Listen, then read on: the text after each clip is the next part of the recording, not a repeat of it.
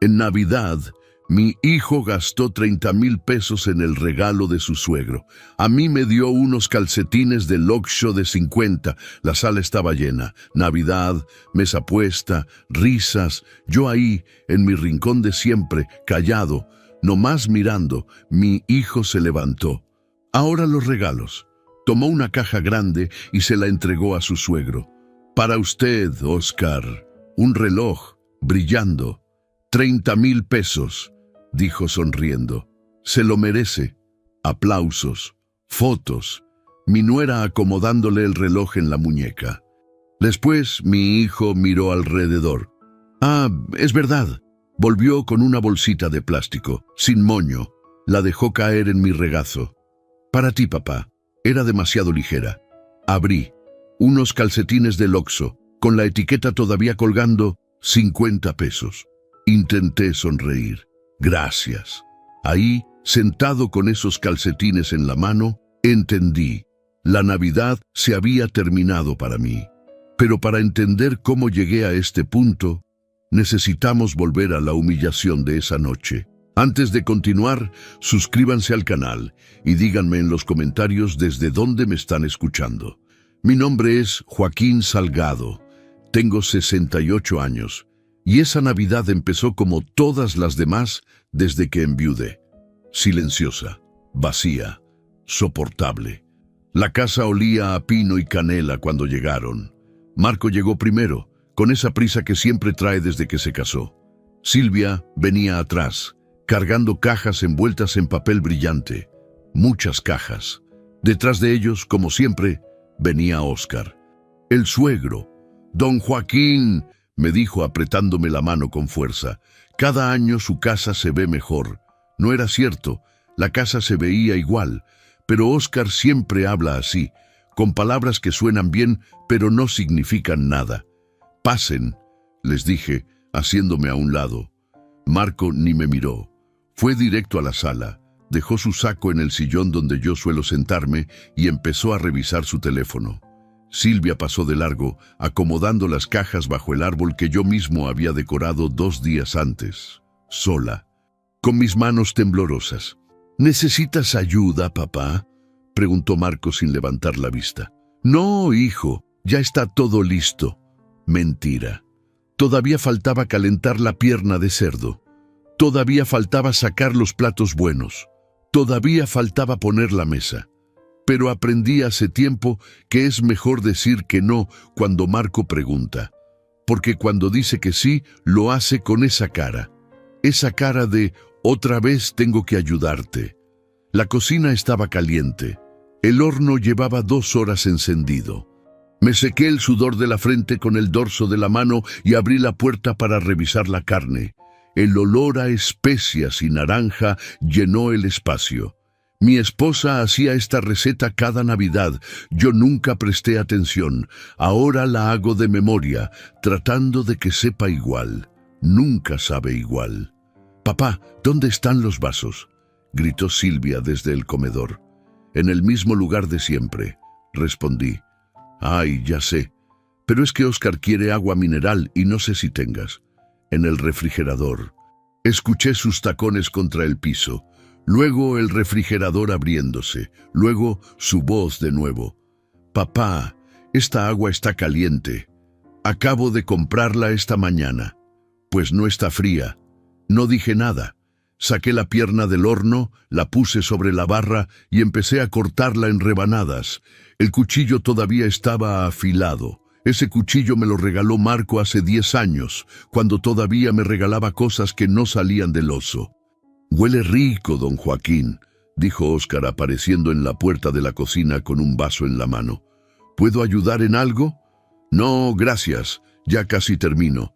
Usted siempre tan trabajador. Marco me cuenta que construyó esta casa con sus propias manos. Así es. Increíble. Yo no tengo esa habilidad. Por eso prefiero comprar todo ya hecho. Soltó una risa corta.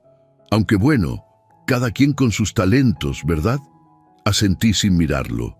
Corté otra rebanada. Y otra. Marco me comentó que ya está pensando en expandir el negocio, continuó Óscar, recargándose en la puerta.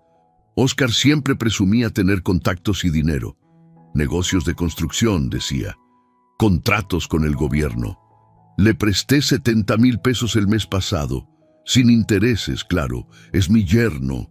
Familia es familia. 70,000 pesos.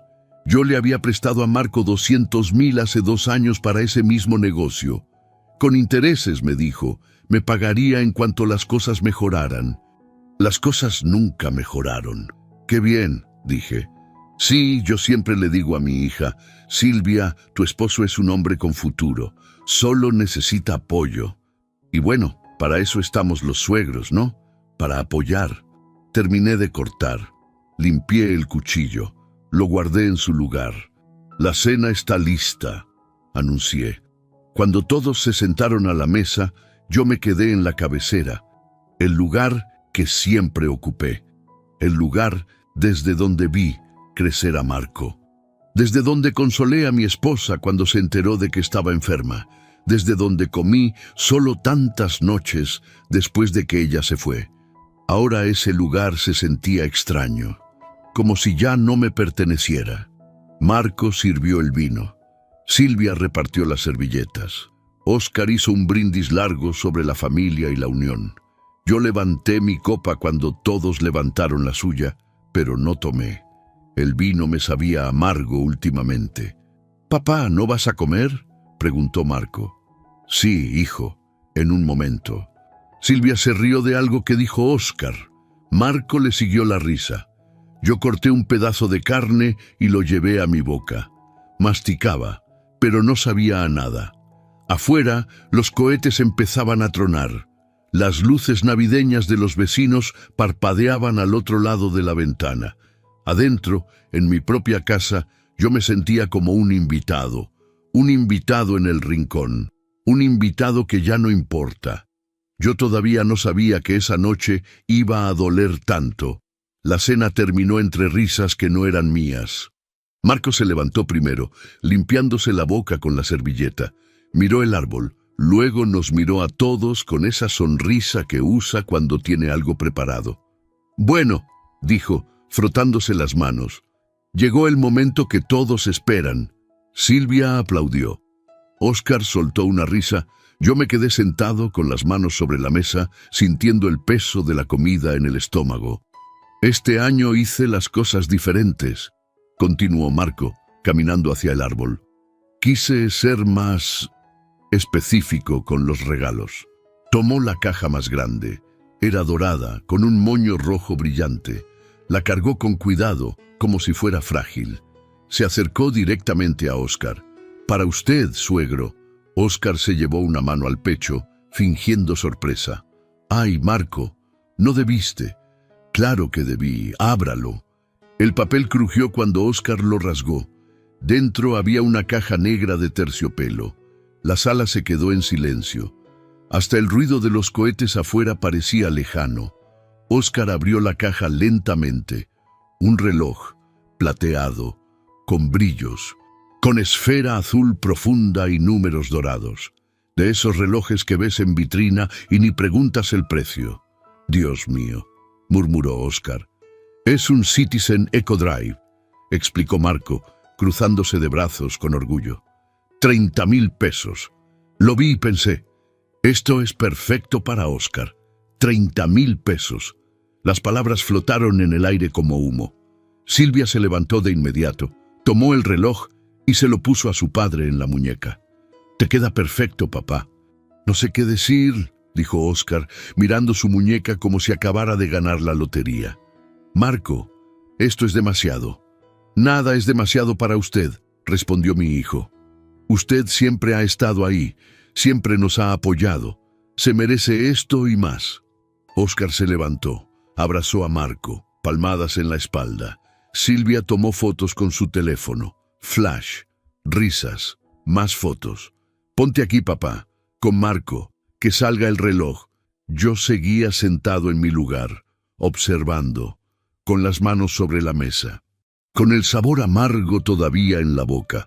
Marco se separó de Óscar y miró alrededor. Sus ojos pasaron por la sala, por el árbol, por las otras cajas. Luego me vio. Ah, es verdad. Se agachó junto al árbol. Buscó entre los regalos. Tardó un momento, demasiado momento. Finalmente tomó una bolsita de plástico, sin moño, sin papel brillante, del tipo que dan gratis en las tiendas. Caminó hacia mí. Para ti, papá. La dejó caer en mi regazo. Era demasiado ligera. La tomé. La abrí despacio. Dentro había algo envuelto en papel periódico. Lo desenvolví, unos calcetines, grises, simples, con la etiqueta todavía colgando. Oxxo, 50 pesos. El número estaba ahí, brillando bajo las luces del árbol. 50 pesos. El precio que se paga por algo que uno compra de último momento. El precio que se paga cuando uno olvida y tiene que improvisar en la tienda de la esquina. Levanté la vista. Marco ya estaba de regreso junto a Óscar, mostrándole algo en su teléfono. Silvia se reía de algo que su padre había dicho. Nadie me miraba. Gracias, dije. Nadie me escuchó. Sostuve los calcetines en mis manos. El papel periódico cayó al suelo. La etiqueta colgaba como una burla. 50 pesos en una mano. 30,000 pesos brillando en la muñeca de Óscar al otro lado de la sala. ¿Te gustaron, papá?, preguntó Marco sin voltear. Sí, hijo, son útiles. Qué bueno. Es que vi que tus calcetines ya estaban viejos. Silvia soltó una risita, corta, como un suspiro. Pero yo la escuché perfectamente. Marco, muéstrale a papá el reloj de cerca, dijo ella, que vea lo bonito que es. Óscar se acercó, extendiendo su muñeca hacia mí. Mire, don Joaquín, es una belleza, ¿verdad? Asentí. Los números dorados brillaban bajo la luz. El segundero se movía con precisión milimétrica. 30,000 pesos en una muñeca, 50 pesos en mi regazo. Muy bonito, logré decir. Marco tiene muy buen gusto, continuó Óscar. Siempre supe que mi yerno era un hombre de detalles. Detalles. Guardé los calcetines en la bolsa. Doblé el papel periódico. Lo puse todo junto y lo dejé en el suelo, junto a mi silla. La sala seguía llena de risas. Silvia seguía tomando fotos. Marco seguía sonriendo. Pero algo dentro de mí se había roto. No con ruido, no con drama. Se había roto en silencio, como se rompen las cosas cuando nadie está mirando. Me levanté sin hacer ruido. Recogí algunos platos de la mesa. Nadie notó que me iba. Caminé a la cocina, cerré la puerta detrás de mí. El fregadero estaba lleno de trastes sucios. Abrí el agua, caliente. Dejé que el vapor me llenara la cara. Mis manos temblaban cuando tomé la esponja. 50 pesos. Lavé un plato, luego otro. 30,000 pesos. El agua corría, los platos chocaban. Afuera en la sala alguien puso música navideña. Y yo ahí, parado frente al fregadero, lavando los platos de mi propia cena de Navidad, sosteniendo lo que quedaba de mi dignidad entre las manos mojadas y el jabón. Ahí entendí que no fue un descuido, fue un mensaje. Cuando volví a la sala, ya se estaban yendo. Marco tenía su saco en el brazo. Silvia guardaba el teléfono en su bolsa. Óscar todavía miraba su reloj cada 30 segundos, sonriendo cada vez que lo hacía. «Papá, nos vamos», anunció Marco. «Mañana temprano tengo que abrir el negocio». «El 26 abres», dije. «Sí, bueno, hay que adelantar inventario». Asentí. Los acompañé a la puerta. Óscar me dio la mano. Silvia me rozó la mejilla con un beso que no tocó mi piel. Marco me palmeó el hombro. «Gracias por la cena, papá. Estuvo rica». «De nada, hijo». La puerta se cerró. Sus voces se alejaron por el jardín. El motor del coche encendió. Las luces traseras desaparecieron en la esquina. Me quedé ahí, parado en el marco de la puerta mirando la calle vacía. Cuando entré, la casa olía a pino y a cerdo. Las luces del árbol todavía parpadeaban. Los platos todavía esperaban en la cocina. La bolsa con los calcetines todavía estaba en el suelo, junto a mi silla. Me senté, miré el árbol, las cajas vacías, el papel dorado arrugado, el moño rojo tirado en una esquina. Esta casa la construí con mis propias manos. Tenía 25 años cuando compré el terreno. Un lote pelón, en una zona tranquila de Guadalajara, de esas que en ese tiempo nadie pelaba. Puro polvo y piedras. Los vecinos me dijeron que estaba loco, que ese barrio no iba a crecer, que mejor comprara algo ya hecho en el centro. Pero yo tenía un plan. Trabajaba de albañil entonces, 12 horas diarias bajo el sol. Llegaba a casa con las manos destrozadas, la espalda rota, el cuerpo pidiendo descanso. Pero en lugar de descansar, agarraba mis herramientas y me ponía a trabajar en mi terreno. Primero fueron los cimientos. Cavé cada zanja yo mismo, mezclé cada bulto de cemento, puse cada varilla. Mi esposa me traía agua cuando el calor era insoportable. Me decía que parara, que descansara, que ya habría tiempo. Pero yo no quería esperar, quería darle una casa de verdad, no un cuarto rentado donde se escuchara todo lo que hacían los vecinos, no un departamento sin patio donde los niños no pudieran jugar. Una casa. Tardé 2 años en terminarla. 2 años de despertarme a las 5 de la mañana. 2 años de dormir 5 horas cuando tenía suerte. 2 años de rechazar trabajos mejor pagados porque me quitaban tiempo para construir. Cuando Marco nació, ya teníamos techo, ya teníamos paredes, ya teníamos ventanas con vidrios que no dejaban entrar el frío. Lo cargué en mis brazos ese primer día en esta casa. Lo paseé por cada cuarto. Le mostré las vigas que había colocado yo mismo, las puertas que había instalado, los pisos que había pulido. «Todo esto es tuyo, hijo», le dije. «Algún día lo entenderás». Él solo me miraba con esos ojos grandes, sin entender nada, sin saber que su padre había dejado jirones de piel en cada pared, que había sudado cada ladrillo, que había sangrado cada puerta. Cuando Marco cumplió 15 años, la casa ya valía algo, el barrio había crecido, llegaron comercios, llegó el transporte público. El lote pelón que había comprado por 40,000 pesos ahora estaba valuado en 1,600,000. Nunca se lo dije. Cuando Marco se casó con Silvia, yo ya estaba viudo. Mi esposa había muerto 2 años antes. Cáncer. Rápido. Cruel. Me dejó solo en esta casa que había construido para ella. Marco vino a visitarme una semana después de la boda. «Papá, necesito hablar contigo». Nos sentamos en la sala, en estos mismos sillones. «El negocio necesita capital», dijo. «Quiero poner una ferretería. Silvia y yo lo tenemos todo planeado.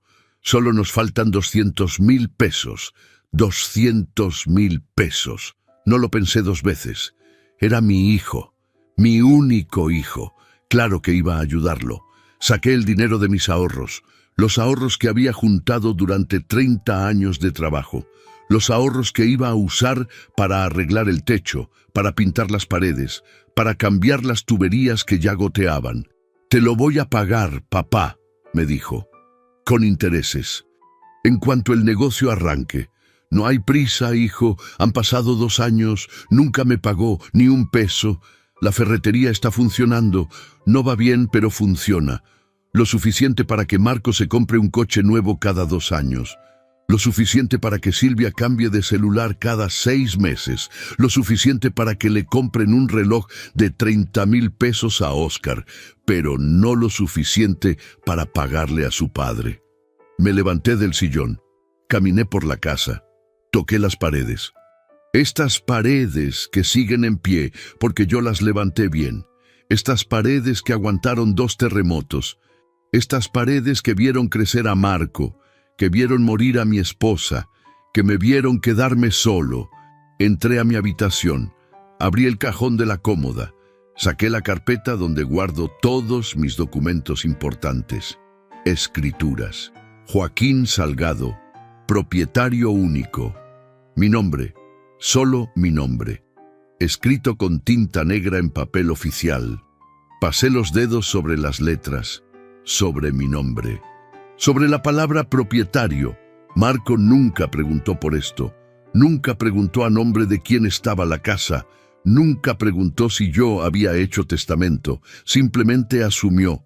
Asumió que algún día esto sería suyo. Porque él es mi hijo. Porque así funcionan las cosas. Porque yo soy viejo y los viejos no duran para siempre. Guardé la carpeta. Cerré el cajón. Salí al patio. La noche estaba fría. Los cohetes seguían tronando en algún lugar lejano. Me senté en la banca que había construido bajo el árbol de aguacate, el mismo árbol que planté cuando Marco era un bebé. Ahora daba frutos, grandes, verdes, buenos.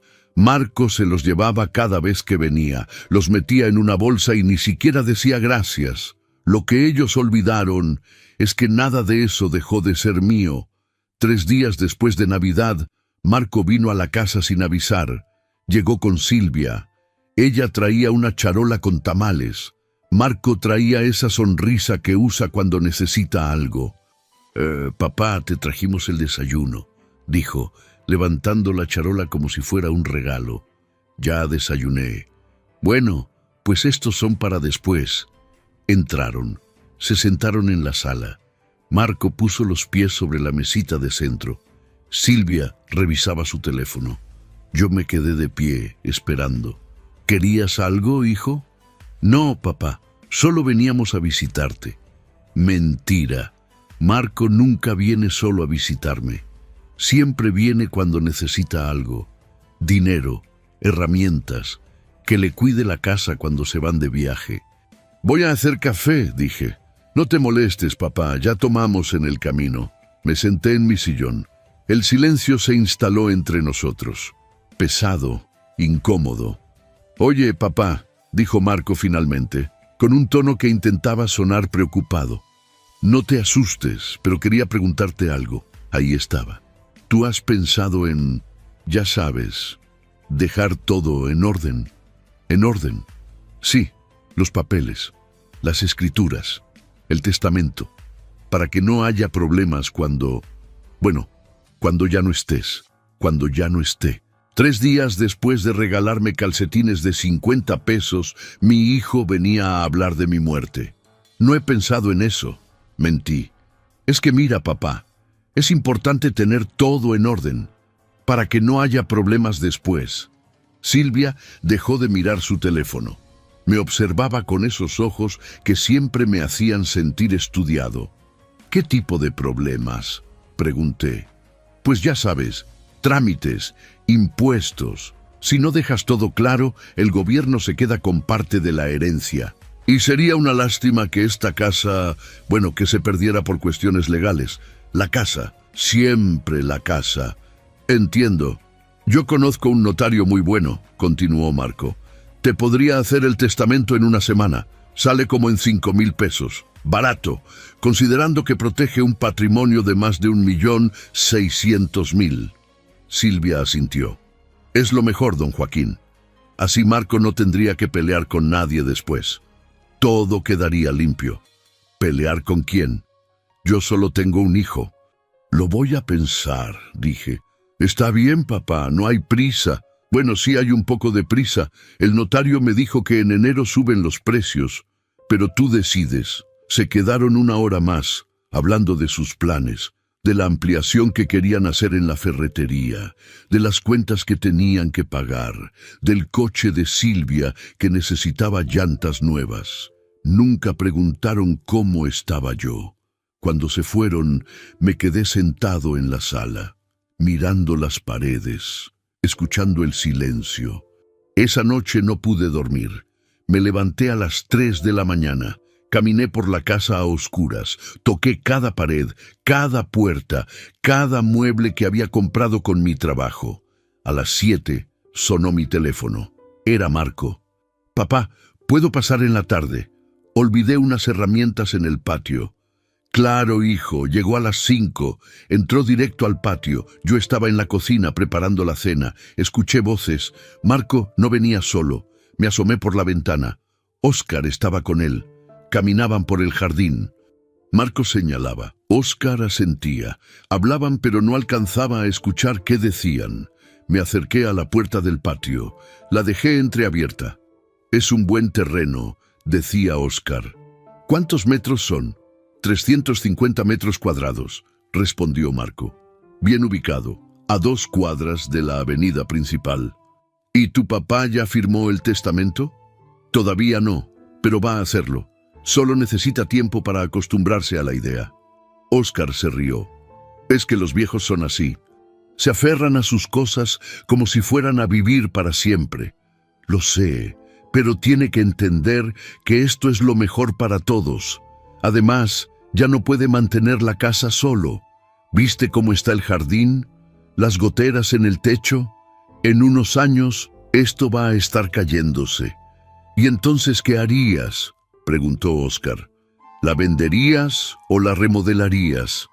Mi corazón se detuvo. «Dependería del mercado», dijo Marco. «Ahorita vale como 1.600.000. Pero si la remodelas bien, le sacas 2 millones, fácil. O la podemos tumbar y construir un edificio de departamentos. Aquí cabrían 6 departamentos chicos, de 2 niveles, sin elevador, con un estacionamiento sencillo al frente, entre 300 y 350.000 pesos cada uno, dependiendo de acabados. Serían como 2 millones, calculó Óscar. Exacto. Es buena inversión. Solo hay que esperar. Esperar. Esperar a que yo me muera. «¿Y si tu papá vive muchos años más?», preguntó Óscar. Marco suspiró. «Pues ojalá viva muchos años. Es mi papá. Pero la realidad es que ya está viejo. Ya no puede solo. Tarde o temprano vamos a tener que hablar de meterlo a un asilo». Las palabras me golpearon como piedras. Asilo. «¿Y él está de acuerdo con eso?», preguntó Óscar. «Todavía no lo sabe. Pero cuando llegue el momento, no va a tener opción. No puedo estar viniendo todos los días a cuidarlo. Tengo mi negocio, mi vida. Silvia tampoco puede. Ella tiene cosas que hacer». «Entiendo. Es difícil». «Sí. Por eso necesito que todo esté en orden, que la casa quede a mi nombre antes de que se compliquen las cosas. Porque si él se enferma o se cae o le pasa algo, los gastos médicos se comen todo. Y después de tanto trabajo, de tanto que invertí en el negocio, no puedo perder esta propiedad por no haber planeado. Invertí, como si él hubiera puesto un solo ladrillo. Como si él hubiera sudado una sola gota de sudor por estas paredes». «Eres inteligente, Marco», dijo Óscar. «Siempre lo he dicho. Tienes visión para los negocios». «Aprendí del mejor», respondió mi hijo, palmeando el hombro de su suegro. Se rieron. Los dos, ahí en mi jardín, bajo el árbol que yo planté, en la tierra que yo trabajé. Me alejé de la puerta. Caminé de regreso a la cocina. Me temblaban las manos. Me temblaba todo el cuerpo. Marco entró 5 minutos después. «Papá, ya me voy. Encontré las herramientas. Qué bueno, hijo. Oye, ¿sí vas a pensar lo del notario?». Lo miré. Ese hombre de 41 años. Ese hombre que había crecido en esta casa. Que había aprendido a caminar en este piso. Que había jugado en ese jardín. Ese hombre que ya me estaba enterrando. «Sí, Marco, voy a pensarlo». Sonrió. Me palmeó el hombro. Se fue. La puerta se cerró. Me quedé ahí, parado en mi cocina, con el olor a caldo en el aire y el sabor a traición en la boca. Ese día dejé de ser padre y me volví un problema. Dejé de contestar el teléfono tan rápido. Antes, cuando Marco llamaba, yo corría a contestar. No importaba si estaba en el baño, no importaba si estaba cocinando, no importaba si estaba dormido. Contestaba en el segundo timbrazo. Ahora dejaba que sonara 4, 5 veces, a veces hasta 6. «Bueno, papá, ¿por qué tardas tanto en contestar?». Estaba ocupado. ¿Haciendo qué? Cosas. Silencio del otro lado. Marco no sabía qué decir cuando yo no le daba detalles. Estaba acostumbrado a que yo le explicara todo, a que yo justificara mi tiempo como si le debiera una disculpa por existir. Bueno, dijo finalmente, te llamaba para ver si puedo pasar mañana. Necesito que me prestes la escalera. No puedo mañana. ¿Por qué no? Tengo una cita. ¿Una cita? ¿Con quién? Con el doctor. Otra mentira. No tenía cita con nadie. Pero Marco no necesitaba saber eso. ¿Estás bien, papá? ¿Te sientes mal? Es solo un chequeo de rutina. Ah, ok. ¿Y el jueves? El jueves tampoco. ¿También tienes doctor? No. Tengo otras cosas. ¿Qué cosas? Cosas mías, hijo. Colgué antes de que pudiera seguir preguntando. Me senté en la sala, el teléfono en mi regazo, el corazón latiendo despacio, tranquilo. Por primera vez en años, no sentía culpa por decirle que no a mi hijo. Los días siguientes fueron diferentes. Marco vino el jueves de todas formas. Tocó el timbre 3 veces. Yo estaba adentro, en mi habitación escuchando. No abrí. Esperé hasta que se fuera. Me mandó un mensaje. Papá, ¿estás bien? Vine a la casa y no abriste. Esperé 2 horas para contestar. Salí a caminar. Ya llegué. Todo bien. Silvia llamó al día siguiente. Don Joaquín, Marco está preocupado por usted. No tiene por qué preocuparse. Es que dice que está actuando raro, que no contesta, que no abre la puerta. Estoy bien, Silvia. Solo ocupado. ¿Ocupado con qué? ¿Necesita ayuda con algo? No, gracias. Silencio incómodo. Bueno, si necesita algo, nos avisa. Claro, colgó. Yo me quedé mirando el teléfono. Empecé a salir más. No a lugares específicos. Solo salía. Caminaba por el barrio. Me sentaba en las bancas del parque. Compraba el periódico y lo leía en la cafetería de la esquina. Una mañana, mientras tomaba café, vi a don Roberto, un vecino de toda la vida, notario retirado. Joaquín, ¿cómo has estado? Bien, Roberto. ¿Y tú? Aquí, sobreviviendo a la jubilación. Nos sentamos juntos, hablamos de cosas sin importancia. El clima, los vecinos nuevos, el precio de la tortilla. Después de un rato, me atreví a preguntar. Roberto, ¿tú sabes de testamentos? Pues algo sé. Trabajé 30 años como notario. ¿Un testamento se puede cambiar? Claro. Las veces que quieras antes de morir. Solo tienes que hacer uno nuevo y el anterior queda sin efecto. ¿Y si alguien no tiene testamento? Entonces la herencia se reparte según la ley. Si solo hay un hijo, todo es para él. Automático. Asentí. Tomé un sorbo de café. ¿Pero hay otras opciones? Pregunté. ¿Otras formas de organizar las cosas? Roberto me miró con curiosidad. Hay varias opciones. Puedes vender en vida. Puedes donar. Puedes hacer un fideicomiso. Depende de qué quieras lograr. Entiendo. ¿Estás pensando en hacer tu testamento, Joaquín? Tal vez. Solo quiero entender cómo funciona. Si necesitas orientación me avisas. Yo ya no trabajo, pero puedo recomendarte a alguien bueno, honesto. Te lo agradezco, Roberto. Nos despedimos. Caminé de regreso a casa despacio, muy despacio, procesando información, pensando, calculando. Cuando llegué, había un coche afuera, el coche de Marco. Él estaba sentado en el jardín, esperando. «Papá, ¿dónde estabas?» «Fui a tomar café. Te llamé 4 veces. No contestaste». Saqué el teléfono. Estaba en silencio. Se me olvidó quitarle el silencio. Marco se levantó. Me observaba como si fuera un niño que necesitaba supervisión. «Papá, estás actuando raro. Silvia y yo estamos preocupados. Ya te dije que estoy bien. No pareces bien. No contestas. No abres la puerta. Sales sin avisar. ¿Qué está pasando?» Lo miré. Ese hombre que era mi hijo. Ese hombre que hace una semana estaba planeando meterme a un asilo. Que estaba calculando cuánto dinero podía sacar de mi casa. Que me había regalado calcetines de 50 pesos mientras le daba un reloj de 30,000 pesos a su suegro. «No pasa nada, Marco. Solo estoy viviendo mi vida. ¿Tu vida? Papá, tienes 68 años. ¿Qué vida? Las palabras salieron de su boca sin pensar, sin medir, sin darse cuenta de lo que acababa de decir. 68 años. ¿Qué vida? Como si a los 68 años uno ya estuviera muerto, como si ya no tuviera derecho a salir, a tomar café, a tener privacidad. Tienes razón, dije tranquilo. 68 años, pero mientras tenga esos años, voy a hacer lo que quiera con ellos. No me refería a... Sé exactamente a qué te referías, hijo. Abrí la puerta de la casa. Entré. No lo invité a pasar. Papá, tengo cosas que hacer, Marco. Hablamos después. Cerré la puerta.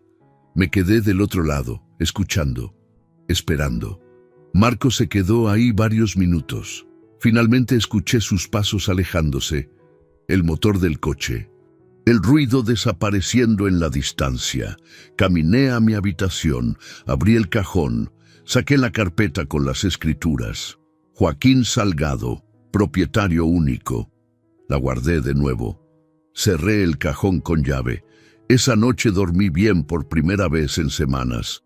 Marco pensaba que mi silencio era tristeza, que mi distancia era depresión, que estaba rindiéndome. Pero el silencio era otra cosa. El silencio era claridad. El silencio era decisión. En ese silencio entendí que ya no estaba reaccionando. Estaba decidiendo. Ellos pensaron que yo había aceptado, pero yo estaba planeando. Marco empezó a traer gente a la casa sin pedir permiso. La primera vez fue un arquitecto. Llegaron un martes por la tarde. Yo estaba en el patio podando el árbol de aguacate. «Papá, él es el arquitecto Ramírez», dijo Marco, como si fuera lo más normal del mundo. «Solo va a tomar unas medidas». «¿Medidas de qué?» «De la casa, para un proyecto que estoy evaluando». «¿Qué tipo de proyecto?» Marco sonrió, esa sonrisa que usaba cuando quería que yo no hiciera más preguntas. «Solo es un estudio de viabilidad, papá. Nada concreto». «¿Verdad, arquitecto?» El arquitecto asintió. Era un hombre joven, con lentes y una tablet en las manos. «Con permiso, don Joaquín, serán solo unos minutos». Los vi caminar por el jardín. El arquitecto tomaba fotos, medía, escribía números en su tablet. Marco señalaba, explicaba. Movía las manos como si ya todo fuera suyo.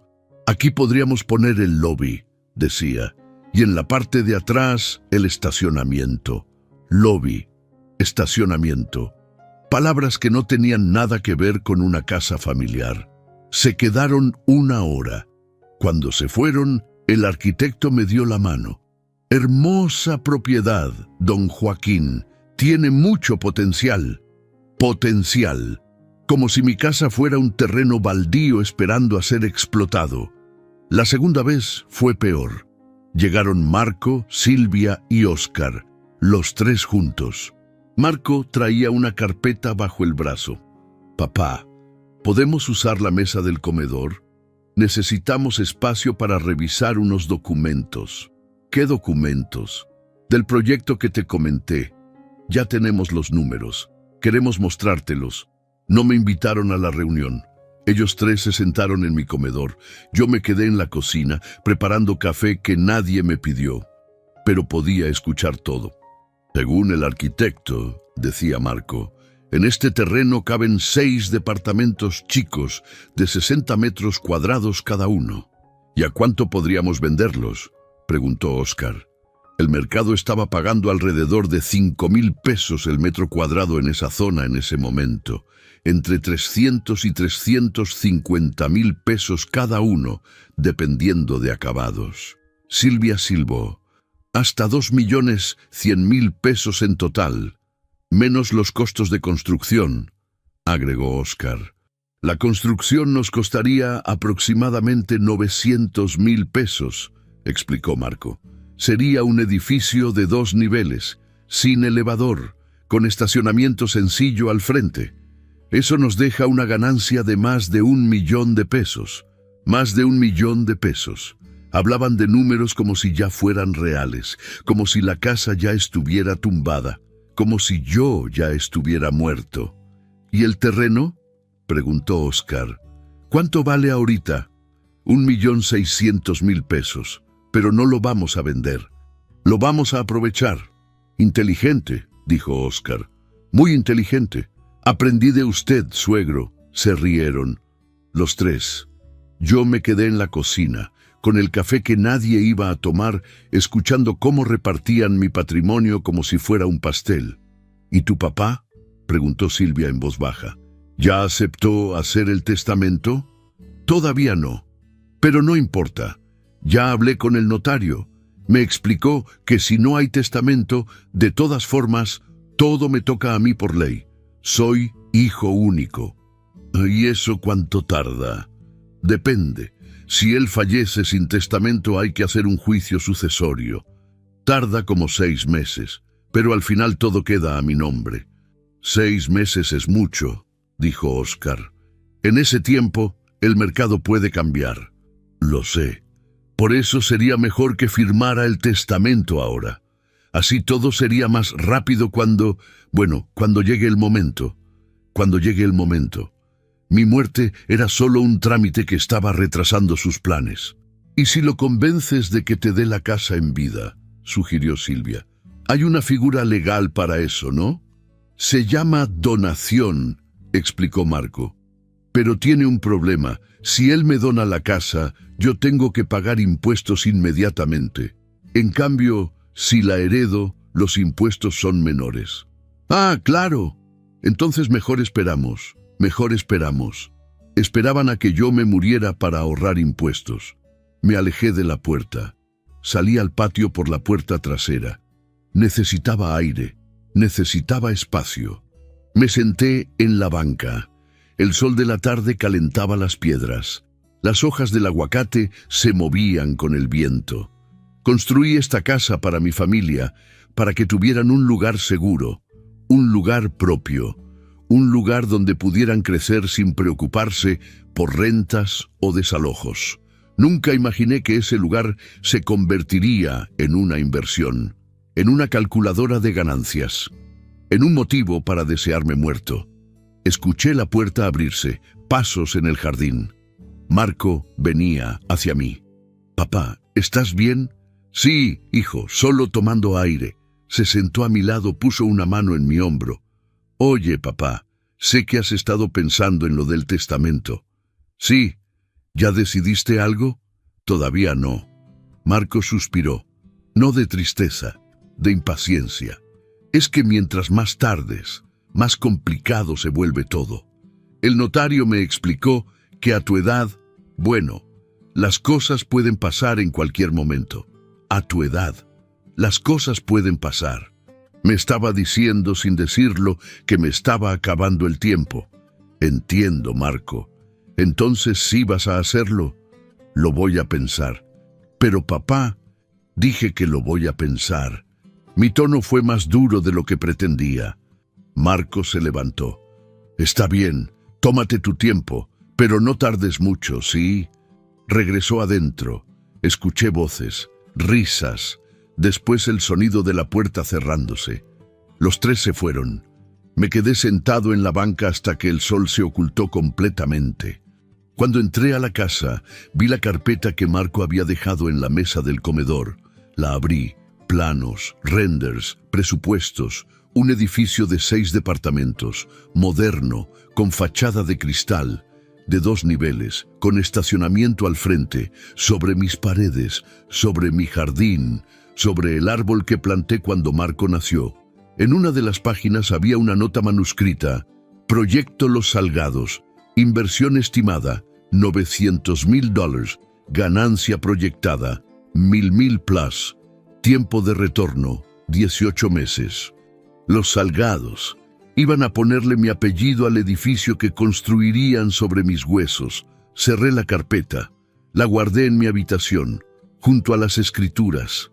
Esa noche, acostado en mi cama, mirando el techo que yo mismo había construido, sonreí. Marco estaba tan seguro, tan confiado, tan convencido de que todo estaba bajo control. Había calculado los costos, había hecho los planos, había conseguido inversionistas. Solo había olvidado un detalle pequeño pero fundamental. Nunca imaginaron que todo seguía estando a mi nombre. Un lunes por la mañana cerré la puerta de mi casa con llave y me fui. No avisé, no dejé nota, simplemente me fui. Tomé un taxi al centro, renté un cuarto en un hotel pequeño, nada lujoso, limpio, silencioso, con una ventana que daba a la calle. Apagué mi teléfono. El primer día fue extraño. Me desperté temprano, como siempre, pero no tenía jardín que regar, no tenía piso que barrer, no tenía nada que hacer excepto existir.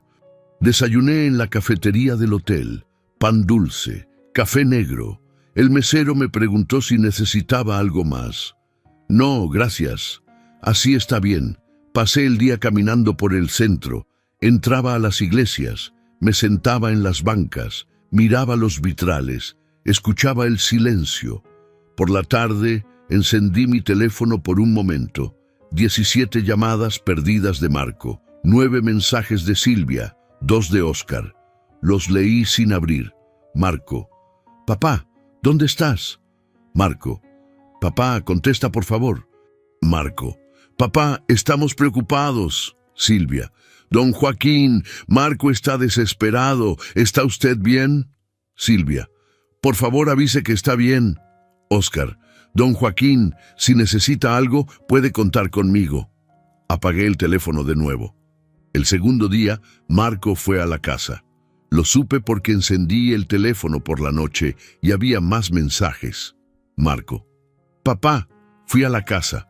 ¿No estás? ¿Dónde te fuiste? Marco: ya llamé a los hospitales. No estás registrado en ninguno. Marco: si estás enojado por algo, hablemos, pero contesta. Silvia: don Joaquín, Marco no puede dormir, está muy preocupado. Volví a apagar el teléfono. Durante esos 6 días que estuve fuera, no me quedé solo en el hotel. El segundo día caminé hasta la notaría que me había recomendado don Roberto. El notario me recibió en su oficina. Era un hombre de unos 50 años, corbata azul, escritorio ordenado. Don Joaquín, Roberto me habló de usted. ¿En qué puedo ayudarlo? Quiero hacer algunas consultas. Con confianza, saqué las escrituras de mi casa. Las puse sobre el escritorio. Esta propiedad está a mi nombre. Quiero saber qué opciones tengo para organizarla. El notario revisó los documentos, levantó las cejas. Es una propiedad valiosa. ¿Tiene herederos? Un hijo. ¿Y quiere dejarle la propiedad a él? Me quedé callado.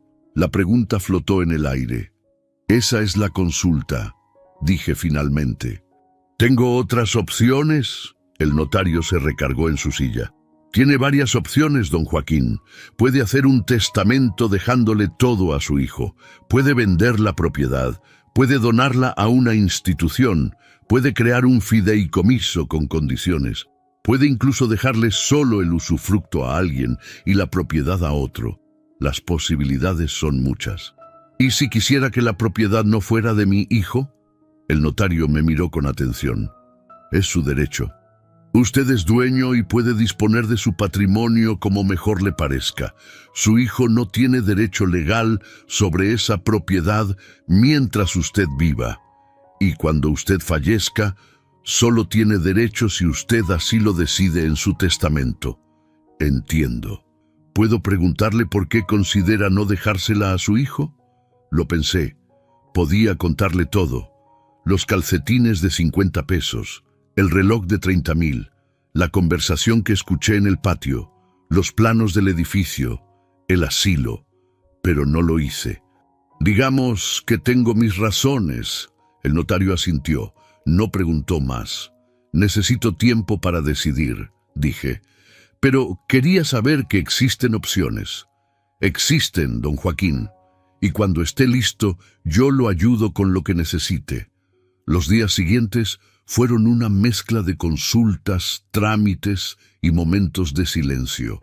Visité a 2 médicos diferentes para las evaluaciones psicológicas que el notario me recomendó. Ambos certificaron que estaba en plenas facultades mentales. Firmé documentos. Escuché explicaciones legales. Tomé decisiones. El 4.º día, Marco fue a la policía. Lo supe porque encendí el teléfono y había un mensaje de un número desconocido. Don Joaquín, habla el oficial Gómez de la Policía Municipal. Su hijo, Marco Salgado, presentó un reporte informativo. Por favor, comuníquese con nosotros para confirmar que se encuentra bien. Sonreí. Reporte informativo. Como si yo fuera un niño perdido en el supermercado. Llamé al número. Oficial Gómez. Habla Joaquín Salgado. Don Joaquín, ¿se encuentra usted bien? Perfectamente bien, oficial. Su hijo está muy preocupado. Dice que usted desapareció sin avisar. No desaparecí, oficial. Salí de viaje. ¿De viaje? Sí. Tengo 68 años, no 108. Todavía puedo salir solo. Silencio del otro lado. Entiendo, don Joaquín. Solo querían confirmar que yo estaba bien. ¿Podría llamar a su hijo? Está muy alterado. Lo llamaré cuando regrese. Por ahora estoy ocupado. Pero don Joaquín... Gracias por su preocupación, oficial. Que tenga buen día. Colgué. El 5.º día, Silvia apareció en las redes sociales de Marco. Encendí el teléfono solo para ver qué estaban haciendo. Silvia había publicado mi foto. Una foto vieja, de hace 5 años, en una reunión familiar. Ayuda. Buscamos a don Joaquín Salgado, 68 años, desaparecido desde hace 5 días. Última vez visto en su domicilio. Si alguien lo ve, favor de comunicarse al... Los comentarios estaban llenos de preocupación. Oraciones por don Joaquín. Compartan para que aparezca. Dios lo cuide. Apagué el teléfono. El 6.º día volví a casa. Llegué por la tarde, en taxi, con mi maleta pequeña. La puerta estaba cerrada, con seguro extra. Marco había puesto un candado adicional en el portón exterior. Saqué mis llaves, abrí, entré. La casa olía a cerrado. Había platos sucios en el fregadero. No míos, de Marco. Había cenizas de cigarros en el cenicero de la sala. Marco no fumaba. Óscar sí. Habían estado aquí, esperándome, buscándome, preocupados, no por mí, por lo que mi ausencia significaba. Me senté en mi sillón, saqué mi teléfono, lo encendí. 32 llamadas perdidas, 41 mensajes, los leí todos, uno por uno. Los primeros eran de preocupación, los del medio de desesperación, los últimos de algo más. Marco, papá, si estás enojado lo entiendo, pero necesitamos hablar. Marco, papá, por favor, no te vayas así. Podemos arreglar las cosas. Y Marco, papá, perdóname si hice algo mal. Perdóname. Por primera vez en 5 días, Marco había dicho esa palabra. Pero yo sabía la verdad. No me buscaba para pedirme perdón por los calcetines, ni por el reloj, ni por los planos del edificio, ni por planear meterme en un asilo. Me buscaba porque mi ausencia lo había asustado, porque sin mí los planos no servían, porque sin mi firma el testamento no existía, porque sin mi muerte la herencia no llegaba. Marqué su número. Contestó al primer timbrazo. ¿Papá? Hola, Marco. Papá, ¿dónde estabas? Estábamos desesperados. Llamamos a todos lados. Fuimos a la policía. Pensamos que te había pasado algo. Salí de viaje. ¿De viaje? ¿A dónde? ¿Por qué no avisaste? No sabía que tenía que pedir permiso para salir de mi propia casa. Silencio. No es eso, papá. Es que nos preocupamos. Ya regresé. Estoy bien. Eso es lo que importa, ¿no? Sí, claro. ¿Puedo ir a verte? No hoy, Marco. Estoy cansado. Pero papá, hablamos después. Colgué. Me quedé sentado en mi sillón, en mi sala, en mi casa. La casa que yo construí, la casa que todavía era mía. La casa por la que Marco había llamado a la policía, no porque me amara, sino porque me necesitaba vivo hasta que firmara los papeles correctos. Afuera, el sol se estaba poniendo. Las sombras se alargaban en el piso. Sonreí.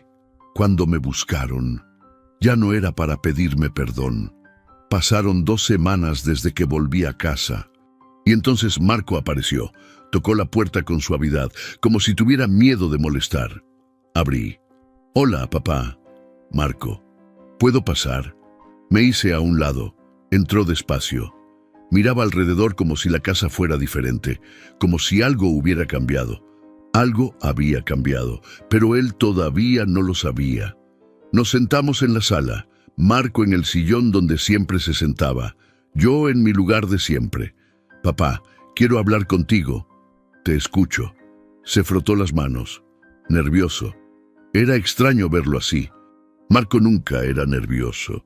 «Estos días que no supimos de ti fueron horribles. De verdad pensé que te había pasado algo, que te habías caído, que estabas en un hospital, que... No sé. Pensé lo peor. Ya ves que no». «Sí, gracias a Dios». Hizo una pausa. «Papá, si hice algo que te molestó, dímelo. Podemos hablarlo».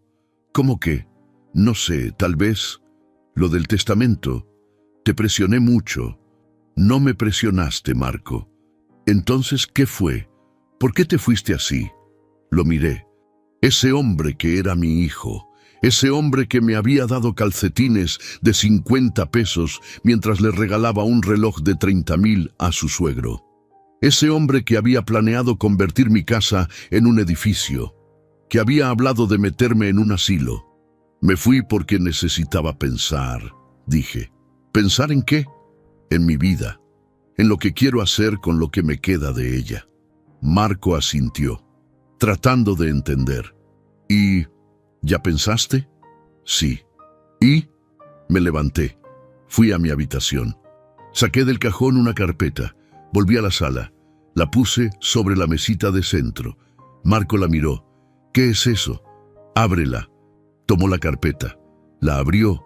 Empezó a leer. Vi cómo su rostro cambiaba, de curiosidad a confusión, de confusión a incredulidad, de incredulidad a algo que nunca había visto en él, miedo. «¿Qué es esto, papá?» «Es una escritura de donación con reserva de usufructo vitalicio». «Ya veo que es una escritura, pero... ¿donación a quién?» «A un asilo de ancianos de Guadalajara, con fundación registrada. Les doné la nuda propiedad y la fundación lo aceptó por escrito, aún con usufructo vitalicio. La fundación lo aceptó porque no tienen prisa. Su misión es cuidar ancianos a largo plazo. Yo me quedé con el usufructo vitalicio y todo quedó inscrito en el registro público. Después de mi muerte, la propiedad pasa completamente a ellos para dar refugio a ancianos abandonados por sus familias». Silencio. Un silencio tan profundo que podía escuchar mi propio corazón latiendo. «No entiendo», dijo Marco finalmente, con voz temblorosa.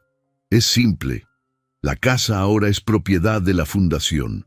Yo conservo el derecho de vivir aquí hasta que muera. Después, pasa completamente a ellos para dar refugio a ancianos abandonados por sus familias. Pero papá, esta casa es mía, Marco. Era mía, y decidí qué hacer con ella». Se puso de pie. Las manos le temblaban. «No puedes hacer eso. Esa casa es mi herencia, es de la familia. Tú no construiste esta casa, yo sí. Tú no sudaste cada ladrillo, yo sí. Tú no te desvelaste cada noche trabajando para terminarla, yo sí. Pero soy tu hijo». «Lo eres. Y por eso esperé tanto para tomar esta decisión».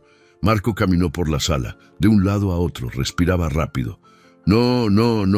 Esto no puede ser legal. Hay que impugnarlo, Es completamente legal, Marco. El notario Ramírez, el mismo que me recomendó don Roberto, se aseguró de eso. Tengo evaluación psicológica de 2 médicos certificando que estoy en plenas facultades mentales. Tengo testamento público abierto para el resto de mis bienes, además de la donación de la casa. Tengo cartas explicando mis razones. Todo está protocolizado ante el registro público de la propiedad. Tengo derecho a disponer de mi propiedad como yo decida. Pero no tenías derecho a hacer esto sin consultarme. ¿Consultarte? Me levanté. Como cuando tú consultaste conmigo antes de traer al arquitecto. Como cuando consultaste conmigo antes de hacer planos para tumbar mi casa. Como cuando consultaste conmigo antes de planear meterme en un asilo. Marco se quedó congelado. Yo no... Escuché la conversación en el patio, Marco. Escuché todo. Los planes, los números, la ganancia de más de 1 millón de pesos. Todo. Se dejó caer en el sillón. Papá, eso era solo una idea. No era nada definitivo. Era lo suficientemente definitivo como para hacer renders, como para calcular ganancias, como para ponerle nombre Proyecto Los Salgados. Se llevó las manos a la cara. Papá, yo nunca quise faltarte al respeto. Pero lo hiciste, hijo. Me regalaste calcetines de 50 pesos. Le diste a tu suegro un reloj de 30,000. Me trataste como un estorbo. Me planeas enterrar antes de tiempo. Me ves como una inversión, no como tu padre. No es cierto. Sí lo es. Mi voz era tranquila, sin enojo, solo verdad. Y está bien, Marco. Aprendí algo importante estas semanas. Aprendí que no puedo obligarte a respetarme. No puedo obligarte a valorarme. No puedo obligarte a amarme como yo te amé. Yo te amo, papá. Tal vez, a tu manera, pero tu amor no se parece al mío. Respiré hondo. Así que tomé una decisión. Si esta casa iba a terminar siendo un negocio, prefiero que sea un negocio que ayude a otros viejos como yo. Viejos que sus hijos también olvidaron. Viejos que también recibieron calcetines cuando merecían algo más. Marco lloraba. Por primera vez en años, lo vi llorar. Papá, por favor, podemos arreglar esto, yo cambio. Te lo juro. Ya es tarde, Marco. Los papeles están firmados, todo está protocolizado. Se levantó, caminó hacia la puerta, se detuvo. ¿Y ahora qué? ¿Qué va a pasar con nosotros? Eso lo decides tú, hijo. Yo voy a seguir viviendo aquí hasta que me muera. Puedes venir a visitarme cuando quieras. Puedes llamarme. Puedes ser mi hijo de verdad, no solo de apellido. O puedes seguir con tu vida, planeando negocios que ya no existen. Abrió la puerta, salió sin mirar atrás. El motor de su coche encendió. Se alejó. Me quedé sentado en mi sala, en mi casa. La casa que ya no era mía, pero donde todavía podía vivir. La casa que ahora serviría para algo bueno. Afuera el sol brillaba, los pájaros cantaban, la vida continuaba. Y yo, Joaquín Salgado, 68 años, finalmente respiré tranquilo. No lo hice por venganza, lo hice porque ya no iba a permitir que me trataran como si no valiera nada. Gracias al canal Venganza con el Abuelo por permitirme contar lo que muchos callan. Si esta historia te tocó, suscríbete, activa la campanita y cuéntame en los comentarios. ¿Tú qué harías frente a una traición familiar? Gracias por escucharme.